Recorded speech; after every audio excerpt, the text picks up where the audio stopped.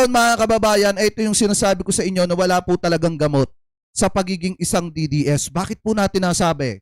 Basahin natin itong post ni Robin Padilla habang kumakanta po sila. Actually, mamaya ako na ipi-play yung video. Ano po, so basahin muna natin yung naka-caption dito. Sabi dito ni Robin Padilla, kayong naghahanap ng gulo sa China, ang pro-China. Dahil sa mga ginagawa ninyo, baka sa buwisit at pikon, sa inyo ay mapilitan sila na pasukin tayo. Binigyan lang ninyo ng dahilan ng China na pasukin at sakupin tayo bilang bigla. At nagresulta pa ng kamatayan at pagwasak. Masyado kayong mainit, parang may mga tira na kayo. Panoorin ninyo muna ito para makita ninyo kung ano ang pagkakaiba ng aksyon sa puro salita. Ito daw yung video ni Robin Padilla na pumunta ng West Philippine Sea na wala naman pong ginawa doon kung hindi nagkakanta lang. Ayan.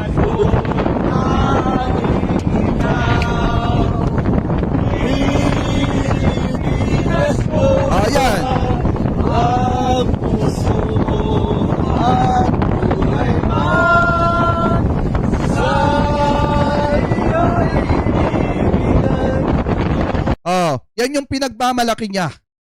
Ano po, na nagpunta siya ng West Philippine Sea. Pero ang ginawa niya doon, hindi niya naman kinumpronta yung mga Chinese Coast Guard. Anong ginawa niya? Nagkakanta lang siya ng ganyan. Na kinakanta niya, mahal niya yung bayan natin, mahal niya ang Pilipinas. Pero yung totoo, hindi naman talaga. Dahil kung talaga mahal mo ang Pilipinas, hindi ka magiging pro-China, Senator Robin Padilla. At hindi mo bibigyan ng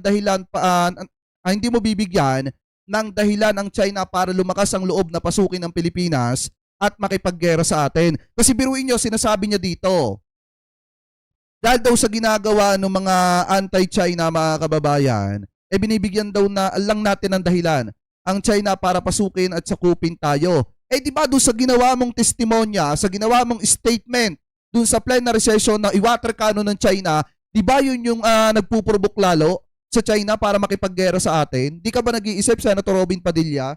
Kaya nga ako mga kababayan, sa totoo lang, in my personal opinion, tama po yung sinasabi ni Commodore J. Tariela dito po sa videong ito. Wait lang Ito, di ba sinasabi niya dito, basahin ko ulit para maintindihan nyo. Sabi ni Robin Padilla dito, kayong naghahanap ng gulo sa China, ang pro-China. Dahil sa mga ginagawa ninyo, baka sa buwisit at pikon, sa inyo ay mapilitan silang pasukin tayo. Binigyan lang ninyo ng dahilan ng China na pasukin at sakupin tayo. Bigla at nagresulta pa ng pagkasawi daw at pagkawasak. Masyado kayong mainit, parang may mga tira na kayo.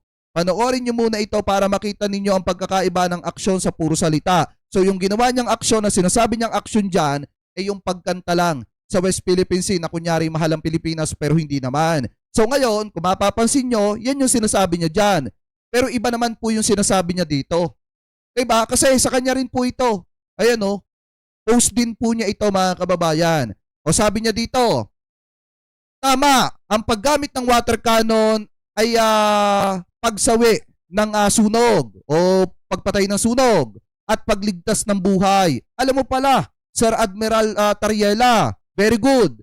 Kaya oras na po para gamitin nyo na yan at tapusin ang pagiging kawawa natin sa sarili nating karagatan para naman maibsan ninyo ang nag-aalab na apoy na galit ng mga Pilipino sa patuloy sa patuloy mo po na mga patutsyada. Sa tingin niyo po ba o sa tingin po ba ninyo ay inililigtas mo ang buhay ng mga Pilipino? Sir, wag po sana tayo mangopya ng posisyon sa sinumang dayuhan o ng sinumang dayuhan. Malaki na po ang apoy at pinalalaki mo pa. Ang kaligtasan ng mga Pilipino sa digmaan ang itinatanim natin sa ating puso't isipan. So sinabi mo po patungkol sa water cannon, dapat pala ipagbawal na ito sa mga rally at mali pala ang gamit ng pulis at gobyerno natin. Bawal palang gamitin sa Chinese na binobomba tayo, pero sa Pilipino na nagpapahayag lang ng damdamin niya, pwede pong gamitin.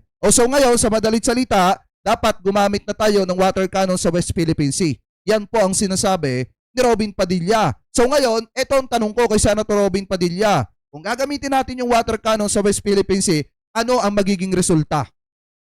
Diba literal na kapag gumamit tayo ng water cannon, una tayo yung mapapasama Kasi lalabas na tayo nagpupurubok. Kasi magaling magpaawa. Ito pa mga Chinese official. Ngayon mga kababayan, ano yung pangalawa? Malaki ang posibilidad na baka magkaroon ng gera once na sundin nyo yung opinion na yan ni Senator Robin Hood Padilla. Yan po yung hindi niya naiisip. Akala ko ba sinasabi mo, Senator Robin Padilla, na wag tayong masyadong magpasakop sa apoy ng alab ng damdamin. Kasi nga, baka mamaya, masunog tayo. Tapos ngayon, sasabihin mo na i-water cannon yung mga Chinese vessel. Di lalo lang lumala, nag-iisip ka ba? Diba naturingan ka pang senador na may mga abogadong nakapaligid sa'yo. Pero mukhang hindi po ata kayo nag-iisip. Senator Robin Hood Padilla. Ako nagtatanong lang, Senator Robin, na ano kaya ang magiging resulta once na i-water cannon natin ang mga Chinese vessel? Sa tingin mo, papayag sila ng ganun-ganun na lang? Siyempre hindi. Makikipaggera yung mga yan once na sinimulan mo. Diba mga kababayan, yan yung hindi niya naiisip. So ngayon, tama din naman yung sinasabi dito kung titingnan nyo ni Commodore J. Tariela mga kababayan dahil mukhang hindi po ata talaga nag-iisip si Senator Robin Padilla at yung mga DD-shit. Ito, i-play po natin. Alam mo sir, minsan confusing ang statement ng mga DDS. Ang sabi nila, ayaw daw nila ng gera. Pero maraming DDS ang nagsasabing, ba't hindi nyo bombahin ang tubig?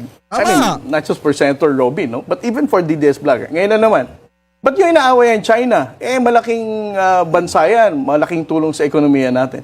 Ngayon na naman, ang linya nila, hindi, tapusin na natin yung economic partnership natin sa China.